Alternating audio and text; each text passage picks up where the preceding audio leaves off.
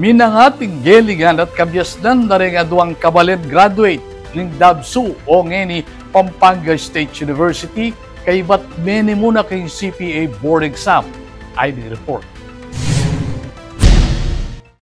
Aduang Kapampangan ni Bat King Don Honorio Ventura State University o DABSU o ngeni Pampanga State University ing meni muna king October 2025 licensure examination for Certified Public Accountants o CPA.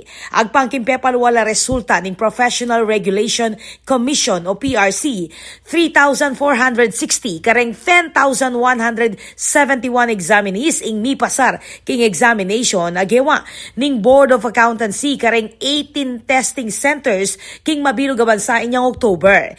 Ikwaning Mike Ronel Diwa Castro ing pekamatas amarka king 91.83% sang kanbangya ing manimuna king mabilog abansa. Milubya naman king listahan dareng top notchers Lance Andre A. America. Amenikwa namang 89.83% at mi pwesto bilang top 7.